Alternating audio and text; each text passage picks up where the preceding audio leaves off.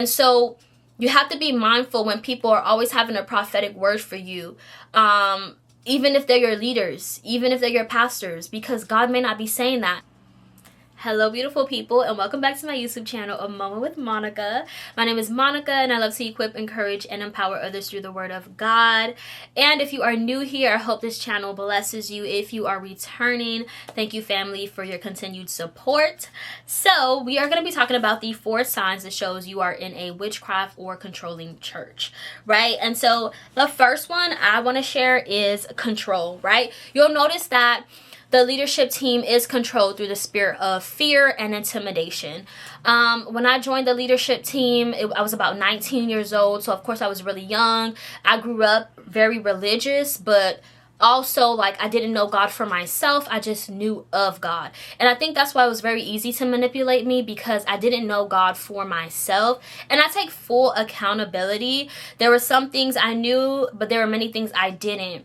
And, it leads to being easily swayed, led astray, or basically just manipulated. And so on the leadership team, we were controlled by just that. So the facial expressions, you'll notice that the leaders or the pastors of this church, like, they control people through emotions and facial expressions. So if you do something wrong, or if you're not doing what they want you to do a certain way, you'll notice that it's like you'll get this face, or you'll get a different demeanor from them, right? They're not, or you might not be included. You might be secluded from others. And so it's really through fear. And the Bible says God has not given us a spirit of fear, but of power, love, and of a sound mind. Now, there's no love, right? There's really no love, because when you truly love someone, you're not leading them through control. You're not leading them through intimidation. We were really scared to be on the wrong side of these pastors. Like, we were scared to be on their bad side. We were scared to say anything that they didn't like. We were also scared to question a lot of things. And I say we because many of us have left that church. The church is actually, the building is not even there. It's demolished. And so many of us have left, and I've had conversations with a few people as well. And of course, of being on the leadership team for 4 years allowed me to see. And so sometimes there were things that we were like, this doesn't make sense, or that's kind of weird. But I don't know, we just were controlled in such a way that even though we did see some things, it was almost like we were just afraid to call it out. And so you'll notice that you're constantly fearful. Like, if I say this, what will they say? Will I be included? Will I be, like, secluded? What will happen to me if I question authority? And personally, as a teacher, or as a former teacher, I feel like it's okay to ask questions. It's okay to ask questions. It's okay to say, this doesn't seem right. Let me ask more about it. I don't think we should be muzzled, and that's what it was. So whenever you did have questions, or you did say something that wasn't what they wanted to hear, you were kind of silenced or muzzled. And that brings me to manipulation. Because you'll notice that, like, out of the fear and intimidation that you're dealing with, or how you're being controlled, there was manipulation. And so they would put you on silent treatment. These pastors, they would put you on silent treatment if you didn't do what they wanted, if you didn't do it how they liked, if it didn't go their way. It was either their way or the highway. So there was a lot of silent treatment happening, and they were never really the ones to apologize. It was more so of, you were the one begging, or we were the ones begging and, like, trying to get on their good side. So that's one of the things. And I did notice that there was a lot of, and I think when people are dealing with manipulation, or I know, there is usually an underlying of anger, perfectionism, there's rage, because other times these people are dealing with the spirit of rejection, and so they take out their anger or their desire to control everything on others. And so that's what was going on. But once again, it's like I saw that and noticed those things, but at the same time I was like, well, maybe I'm seeing wrong. On top of that, I was the youngest on the leadership team at the time. And so you'll also notice that when you have boundaries, like, you're not allowed to have boundaries. So you'll be manipulated to basically share everything, to tell everything that's going on in your life or in your family's life. Like, they'll cuddle you to bring you in close, so that you can share every single thing. So there's no boundaries, because now with them knowing everything in your life, they're able to control you. They're able to manipulate you. They're able to intimidate you. And so that brings me to idolatry. So that's number 3. When it came to idolatry, it was really, I don't even think I knew at the time exactly how it was happening until it was revealed to me through discernment. But it was almost like people were fighting for their attention. Like, myself included, it was like we were fighting to be accepted by them. We were fighting to be liked. We were fighting to be seen. Like, there were a lot of arguments. There were a lot of things going on in leadership that were not godly, because everyone wanted to be seen by the pastors. And I will say, majority of us that were on that leadership team, in some ways we did struggle with traumatic childhoods or upbringing, and that opens the door once again to the spirit of rejection. And so it does, as a result of rejection or the orphan spirit or abandonment, you want to be accepted, you want to be loved, you feel like, I just want a place of safety, of acceptance, of belonging. And here comes the spiritual manipulation and abuse of, oh, you're my spiritual son, you're my spiritual daughter, I'm gonna pull you in close, and you become so susceptible to idolatry, because now you feel like they're doing everything for me, so I have to do everything for them. It's like a tit for tat. And we were basically, there were a lot of arguments or disunity and discord, and it was really because most people was fighting for the attention of the pastors, right? Who can outshine in this way, who can outgive, who can outdo. And when it comes to manipulation, also, we were also manipulated, I would say, financially as well, because it was like we were called into meetings about this happening or that happening, and to give. Now, at the time, I was just like, I definitely want the church to flourish and to thrive. So it wasn't that I didn't see it in that way until after, or toward the end of me staying in that church. And I realized, like, oh, like, this was also a manipulation, right? Putting a financial strain on the individuals in the church, right? Rather than taking personal accountability for the finances. So we were taught basically to, like, follow their authority, whether right or wrong.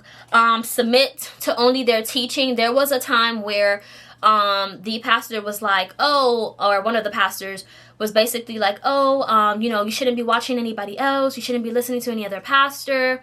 And I was just like, for me, I was already listening to other people, because I was listening at the time to my mentor. And I was listening to her videos, which I learned so much about, spiritual warfare and different things. And so I wasn't going to stop listening to it. And I kind of just blinked and was like, but that's something that I've noticed that other people have shared and talked about. Like, that's a sign where they're saying you shouldn't listen to anybody else but me. Like, or they'll put it under disguise of, that'll confuse you and you'll have so many voices in your head. But I don't think that it's wise to only have just one person that you're listening to if God isn't telling you to. I just don't think that's wise. I wouldn't get into that, but I don't think it's wise, because that's another way that you just allow yourself to fall or be led astray, especially if that's not where God has, is calling you to stay or to be led by these types of people. Anyhow, that was a red flag that I should have noticed. Fighting for their approval, doing everything to please them. Like, we were doing everything to please them. Like, everything relied on, will they be happy? Will even to do, like, pastor's care ministry, like, will they be happy? Will they be satisfied? It was very crazy. Like, there were no boundaries. Like, I was going to church 4 to 5 times out of the week, and I thought it was normal. But there needed to be some boundaries, because I wasn't even focusing on my own health or my family. And that leads me to my last point, which is point number 4. Isolation. So this type of church will isolate you, and they will make sure you focus on building their church, not the church of God, their church, and building for them and giving up your gifts and talents for them, rather than using your gift and talents to glorify God, and rather than you also focusing on your first ministry, which is your family, right? And so they will isolate you. Basically, unhealthy amounts of times of serving, no boundaries or lack of boundaries. I feel like I barely had time for family or friends because of course, once again, growing up in a childhood that was kind of traumatic, it was like you're looking for escape, right? Psychologically, you just want safety, you want a place of belonging. And so me not knowing these things at that age and not having dealt with those things in my childhood, of course now I'm feeling like, oh, like, you know, the leaders, they see me, they see everything. We were in group chats and messages, group chats, we were receiving messages of prophetic words, and this is what the Lord says, and this is what the Lord is telling you to do. But I wasn't seeking the Lord for myself all the time. God, is this right? Is what she's saying correct? Is what he's saying correct? And so you have to be mindful when people are always having a prophetic word for you. Even if they're your leaders, even if they're your pastors, because God may not be saying that. It just may be that they know every single thing about you through manipulation, intimidation, and control. And now, as a result, they're using familiar spirits to gather intel on you. And I didn't know that, so that's why when I left, I honestly just threw away I threw away everything. I threw away journals. I just threw away everything because I was just like, I'm not sure what was real and what was fake, but the Lord will, like, whatever I need to know, the Lord will help me to remember. And so they'll pull you away from others just so that they can get closer to you and you can devote yourselves to them, because now you're going to feel like you owe them something. And yeah, so those were the things that I experienced. I do want to give the scripture for idolatry. Exodus 20 verse 3 through 6. You shall have no other gods before me. When it comes to manipulation, the Bible speaks against that as well. Matthew 24 verse 4. And Jesus answered them, see that no one leads you astray. A lot of times we don't want to say anything. We don't want to speak up, which I talked about in the video, the passive will not inherit the kingdom. We don't want to speak up. I was the youngest there. And when I started seeing things, I was like, oh my gosh, like I'm seeing some things. But I allowed myself to be muzzled and silenced because I feared, you know, the outcome of what would they say and what would happen to me, which honestly things happened anyway, so I should just spoken up. And then Proverbs 18 verse 1, when it comes to isolation, whoever isolates himself seeks his own desire. He breaks out against all sound judgment. So when you're in a church like this, their goal is to pull you away from sound judgment and to pull you away from wise counsel. You need wise counsel. And because, once again, a lot of us didn't know any better. Or maybe some people did. I can't speak up for anyone. But I know for myself, I was young. I was naive, right? I'm 19 years old, up to 24. And so this was all I knew. And I was going to the church since 12. So this was really all I knew. And God had to wake me up so that I could come out of that unhealthiness. And I will say, I really don't think the church was always like this. I think what happened was God didn't do what they wanted God to do. Whenever there's witchcraft and control, we're going against God's will, right? So witchcraft is going against someone's will, and that's what was going on. I believe God didn't meet what they wanted, right? Because God's will is perfect.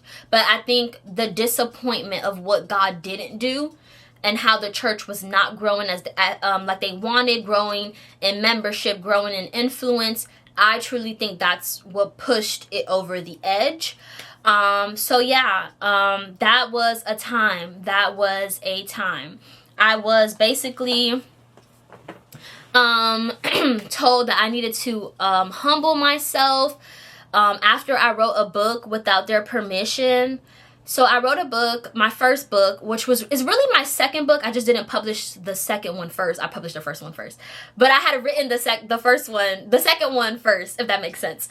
So at the time, the Lord told me, like, just write your book, don't tell anyone. It really was supposed to be a surprise. I didn't have any ill intentions or anything. So no one really knew what was going on until the end. My aunt ended up paying for my copyright because I told her. And then I had one friend that I was telling who was praying for me throughout. So the book came out. It was a surprise to everyone because that's what it was supposed to be. And a good surprise. And basically, I was ostracized for writing a book without their permission. I was basically secluded for writing a book without their permission. I was told that I wasn't supposed to do that. I should have let them know what I was doing. And so basically I became isolated. I was no longer like leading in many of the things. And I think that's when I knew, like, when it had gotten to that point, which before it got to that point, once we were ordained, I started to see a shift, maybe before and then after. And then once it got to that point where the book came out, I was like, so I'm not seeing things, like something's wrong. And so it became this thing where I was like trying to do damage control, and I was like, oh my gosh, let me tell them every single project that the Lord gave me, every idea. That's another thing, because of manipulation and control. Like, once again, you're oversharing. You're doing things that you're not supposed to do. You're telling them things that should be between you and the Lord. Like, they feel like they have to have control in every area of your life. And so I remember writing an email with everything I had planned to do, because I was on punishment. I was on punishment for writing a book. And so it was crazy because I was muzzled.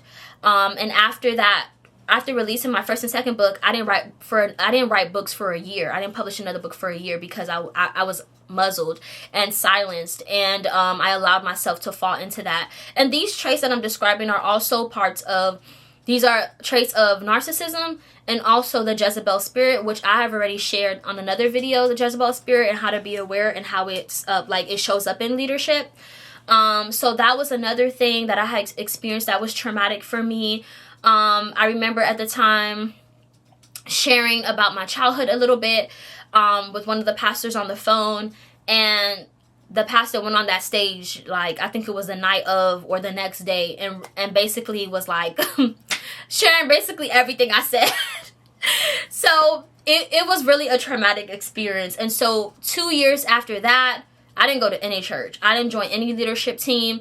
I just allowed myself to just, like, honestly be isolated in the Lord, because I just couldn't do it. No, the sun's going down. But I just couldn't do it, and it was good for me. It was very good for me. I do believe, like, with everything I'm sharing in this season and all my testimonies, it's really because, like, I'm moving forward. I have forgiven every single person, because not only did the pastors isolate me or secluded me, but they also caused other people in the on the leadership team to do that as well. And yeah, so it was a very interesting time. A very interesting time, and that's why I'm sharing this video, for those who have experienced such a traumatic or church hurt, and they're feeling like, what do I do? I left. After the first time I left, I don't think I left honorably. And so I left, and then I came back for a couple of months just to, like, close everything. And that's when I actually had a conversation. One of the pastors actually did not want to be on the phone and did not want to say a goodbye or anything. And I was like, I'm actually leaving for real this time, but I wanted to do it honorably. And so I left, and I haven't looked back since. I do pray that they're doing better, that they have submitted to the Lord's will. But as for me and my house, we're going to serve the Lord. And I'm walking out my forgiveness. But I do want to share for those who are experiencing this and they're wondering, what do I do? I say seek the Lord. Honestly, I would say run and leave. Run and leave. Run and leave, because, yeah, just run and leave. But always seek the Lord first. More than your emotions and your feelings, always seek the Lord. Yes, people can change, but is it your job to try to change people?